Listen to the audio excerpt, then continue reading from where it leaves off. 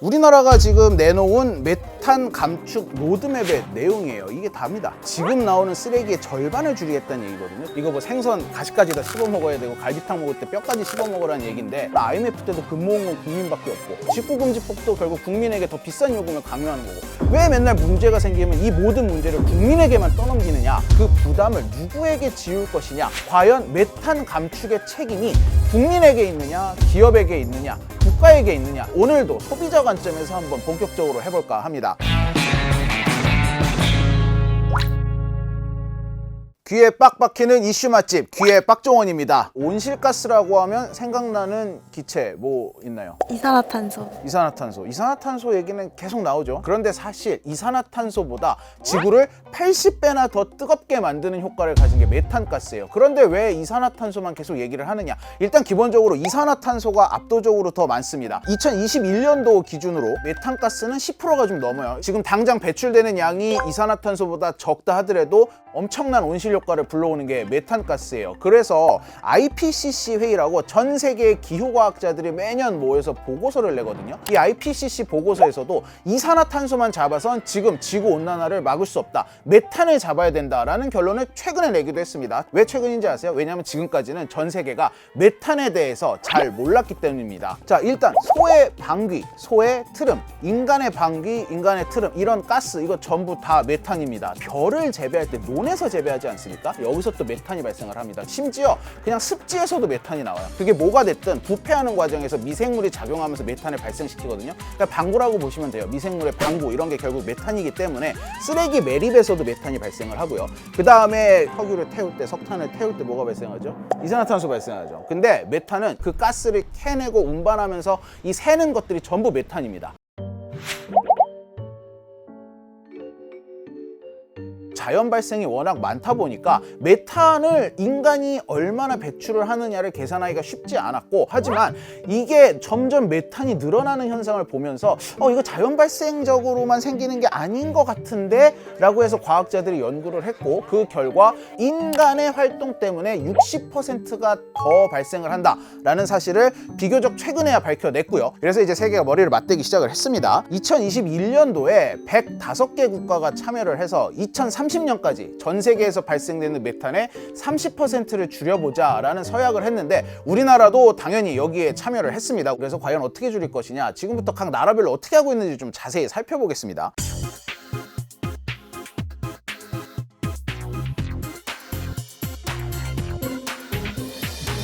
전 세계적으로 메탄 발생을 가장 많이 시키는 나라의 순위를 따져보면 1위가 중국입니다. 중국이 뭐 세계 제조 공장이기도 하고 또 워낙 자기네들 천연가스도 많이 가지고 있고 하다 보니까 중국이 1위고 그 다음에 미국이 2위입니다. 3위가 인도고요. 우리나라를 볼까요? 메탄을 그렇게 많이 발생시키지 않는 나라입니다. 미국 같은 경우는 어디서 메탄이 많이 발생하냐를 봤더니 미국이 지금 석유를 미친 듯이 수출을 하고 있습니다. 석유 수출 1위가 지금 사실 미국이에요. 그 이유가 뭐냐? 셰일가스를 추출할 수 있는 기술력을 갖추면서부터입니다. 셰일가스에 메탄이 굉장히 많이 들어있습니다. 이러다 보니까 미국이 메탄 발생량이 많을 수밖에 없고 두 번째는 축산. 뭐 아시다시피 미국 뭐 농장 크기 어마어마하죠. 뭐 우리나라 한 개 지자체보다도 큰 농장에서 텍사스 같은 경우 소를 키우고 하는데 여기서 나오는 소들의 어떤 생리 현상으로 인한 메탄들 이거 무시하지 못할 수준입니다. 세 번째는 이제 쓰레기 매립입니다. 쓰레기 분리수거란 개념 자체가 거의 없습니다. 음식물부터 종이 뭐 플라스틱 할 거 없이 그냥 다 섞어서 내놓으면 가져가는데 이 음식물이 매립이 되면서 썩을 때 나오는 메탄가스 양이 어마어마하거든요. 대형 매립지가 미 전국에 1200개 정도가 있는데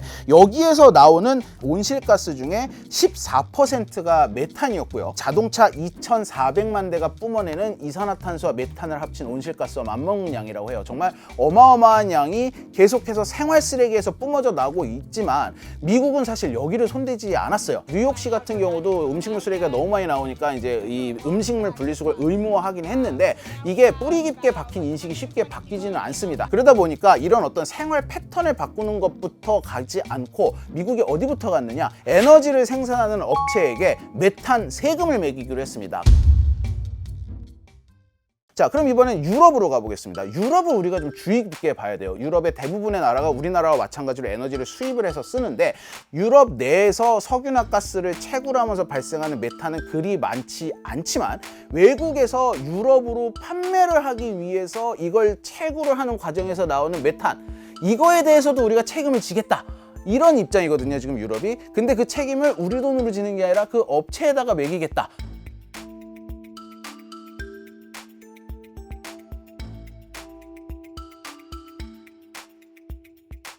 수입하는 에너지에 대한 강제 규정을 매긴 게 유럽이 처음입니다. 이게 먹히는 이유는 일단 유럽이 엄청난 에너지 수입국이에요. 지킬 수밖에 없는 거죠. 에너지를 팔기 위해선. 환경적인 면에서 필요한 조치이긴 할 것 같으나 이 에너지를 파는 기업 입장에서 생각해보면 팔지 말란 소린가? 이렇게 들릴 수도 있을 것 같거든요. 유럽연합이 걔네도 그렇게 생각을 했는지 계산을 한 게 있습니다. 뭐냐? 말씀드렸듯이 메탄가스는 그 자체가 가스입니다. 우리의 에너지예요. 알게 모르게 새는 메탄이 워낙 많다 보니까 이 메탄을 유럽이 요구하는 수준까지 낮추는 데 들어가는 설비 비용이 결국은 그렇게 새던 에너지를 잡음으로써 보존할 수 있는 비용과 비슷하더라. 그 기업이 보는 손해는 거의 없더라. 이산화탄소 같은 경우는 이걸 제한하는데 기업이 가져가는 이익이 거의 없거든요. 정말 의무거든요. 근데 이거는 혜택을 같이 누릴 수 있으니까 이런 부분에 있어서 시너지를 낼 수 있을 것이다 라는 기대를 각국이 하고 있는 거죠. 그게 정말로 이익이 됐다면 처음부터 그 설비를 설치를 하지 않았을까 하는 생각도 들거든요. 천연가스 LNG의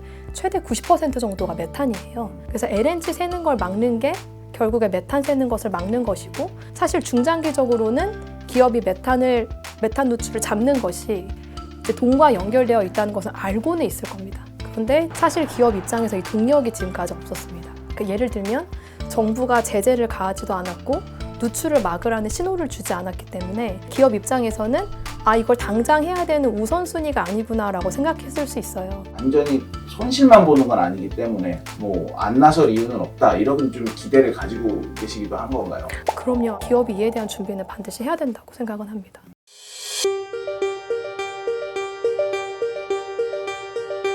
미국, 유럽 얘기 둘러봤으니까 우리나라로 돌아와 봐야겠죠. 우리나라에서 발생하는 대부분의 온실가스는 이산화탄소입니다. 메탄은 한 4% 정도밖에 되지 않아요. 그럼에도 불구하고 우리가 30%를 더 줄이겠다라고 이 서약에 동참을 했잖아요. 근데 이게 참 어떻게 보면은 어떤 나라보다도 좀 적극적으로 보이는 게 이 105개 국가 중에 보고서 형태의 국가 발간 계획서를 발표한 게 우리나라가 거의 유일합니다. 이게 요약이 아니에요. 이게 답니다. 이게 로드맵이에요. 그래서 내용을 보면은 우리나라에서 가장 이 메탄이 많이 발생하는 분야는 농축산 분야입니다. 왜냐하면 벼를 재배해서 주식으로 삼기 때문에. 체계적인 논물 관리 방법을 확산하겠다. 방구를 덜 끼는 사료를 보급하겠다. 에너지 사용 절감을 유도하겠다. 물론 에너지 적게 써야죠. 적게 쓸수록 좋은데 이게 근본적인 해결책이 될까요? 우리나라에서는 학교에서부터 유치원에서부터 아이들에게 체계적으로 분리 배출에 대한 중요성을 가르치고 뭐 하면 안 된다, 뭐 하면 안 된다, 이런 게 굉장히 구체적으로 잡혀 있거든요. 미국이나 이런 데 가보면 정말 개판이에요. 중국도 이 분리수거를 하겠다고 뭐 상하이 같은 데가 의무화시키고 베이징도 지금 권고를 하고 있는데 사실상 지켜지질 않고 있는 상황입니다. 제가 솔직히 봤을 때 이 개인 차원에서 내가 내 주변에서 실천할 수 있는 환경보호 이 분야에 있어서는 우리나라 국민이 정말 전 세계 1등이라고 자부를 합니다. 자, 이런데 지금 여기서 쓰레기를 45%를 더 감축을 해라. 일정 규모 이상의 음식점에게 이 음식물 쓰레기 감량기를 의무화하는 지자체들이 점점 늘어나고 있거든요. 근데 음식물 쓰레기 감량기 한번 쳐보세요. 뉴스가 전부 뭐냐? 애물단지란 단어가 같이 따라옵니다. 그러니까 이런 식의 약간 탁상 행정이 너무 많이 이게 지금 오고 가는데, 얼마 전에 종이컵이랑 일회용품을 못 쓰게 하겠다고 했다가 자영업자분들이 전부 다 말도 안 되는 현실성 없는 탁상 행정이다라고 이 굉장한 불만을 표하시면서 무산이 됐잖아요. 우리나라 같은 아주 작은 나라에서 여러 가지 환경보호 운동을 펼쳐봤자 이게 이 넓은 지구에 얼마나 온실가스를 없애는데 도움이 되겠느냐라는 좀 허탈함, 허무한 목소리도 많이 나옵니다. 물론 하지 말자는 얘기 아니에요. 쓰레기 저감하고 에너지 어떻게든 아끼고 중요합니다. 중요한데 문제는 이게 전부 개개인들, 자영업자에게 책임을 지우고 있는 방식이란 말이죠. IMF 때도 근무원 건 국민밖에 없고 직구금지법도 결국 국민에게 더 비싼 요금을 강요하는 거고, 이게 또 하나의 그런 사례가 되지 않을지 벌써부터 걱정이 되고 있고요. 폐기물 줄인다는 거 어쨌든 다 당장 체감하지도 못하는데 역시 단기적으로 효과를 볼 수 있는 그런 방안 같은 건 따로 없나요? 에너지 기업들이 이 탄소가스를 잡고 메탄 감축에 동참을 하는 게 지금으로서 가장 현실성 있고 당장 할 수 있고 가성비가 가장 좋은 감축 수단이다 라는 얘기가 나오고 있습니다. 생각해 보세요. 우리 집 가스레인지에서도 줄줄 새고 있는 이거 잡는 거, 이거 비용 그렇게 생각보다 많이 안 들고 그렇게 대단한 기술이 필요하지 않다 보니까, 그리고 여기 플러스 하나 더, 에너지 기업에게 돌아가는 이익까지 있다 보니까 우리나라도 유럽처럼 따라가야 된다라는 얘기가 나오고 있어요. 우리나라가 지금 에너지 수입 4위를 기록을 하고 있습니다. 그러니까 수입 국가로서 굉장히 덩치가 큰 나라예요. 그러다 보니까 우리나라의 에너지를 수출하기 위해서 채굴을 하는 과정에서 나오는 메탄까지도 유럽에 하는 것처럼 모니터링을 하라고 시키고, 일정 특정 규정을 초과했을 때는 어떤 뭐 과징금도 매기고 이러면 이제 같이 상생을 할 수 있는 세상이 될 수 있다, 이런 쪽으로 좀 규제의 방향을 돌려야 된다라는 얘기가 나오고 있습니다. 실제로 뭐가 있냐면은 2022년에 유럽이 주도해가지고 화석 연료 수입국과 수출국의 연대 선언 이라는 걸 출범을 시켰어요. 일본은 이 연대선언 플러스 석유가스 회사의 탈탄소화 헌장 뭐 이런 데도 적극적으로 다 서명을 했습니다. 근데 우리는 지금 이 각 국민들이 행하는 이 환경 보호는 정말 세계 최고 수준인데 이상하리만치 정부는 이런 데는 동참을 하지 않고 있어요. 그럼 만약에 우리나라가 그런 규제를 했을 때 얼마나 온실가스를 더 줄일 수 있나요? 국내로 수입되는 석탄, 원유, 뭐 가스, 이걸 생산하는 과정에서 이 5천만 톤의 이산화탄소에 해당하는 메탄이 발생을 한다고 해요. 캄보디아라는 나라가 1년 내내 배출하는 온실가스와 비슷한 수치라고 해요. 우리가 미국과 중국이 보통 사이가 안 좋다고만 생각을 많이 하시는데요. 기후 변화에 있어서 두 국가는 협력을 하고 있어요. 협약 안에는 어떤 내용이 들어있냐면 두 나라가 함께 글로벌 메탄 서약에 따라서 메탄을 줄여야 된다. 그리고 이 줄이는 동시에 감축 기술 개발 강화를 같이 해야 된다라는 내용이 들어가 있어요. 근데 이 두 나라가 정말 선의로 기후변화만을 위해서 이런 협약을 했을까요? 이런 논의를 한 것은 아닐 텐데요. 메탄은 이렇게 지상에서 기기를 들고 이렇게 측정할 수도 있지만 위성을 쏘아 올려서 측정할 수도 있습니다. 그래서 메탄 위성을 개발하는 것, 그리고 그 메탄 위성을 쏘아서 데이터를 수집하고 수집한 데이터를 이제 검증하는 이 모든 것들이 다 기술 개발과 연결이 돼 있거든요. 기술 개발이 성장의 동력과도 연결되어 있기 때문에 메탄 감축하는 기술도 같이 하자라는 이야기를 하고 있습니다. 그리고 하나 더 예를 들어드리면 일본 사례가 있는데요. 일본은 이미 1년 전에 유럽연합과 만나서 성명을 발표했어요. 성명을 발표한 내용 중에 그 전 세계적인 LNG 물량을 확보하는 데 있어서 그 안전성을 더 확보하자라는 내용이 들어가 있습니다.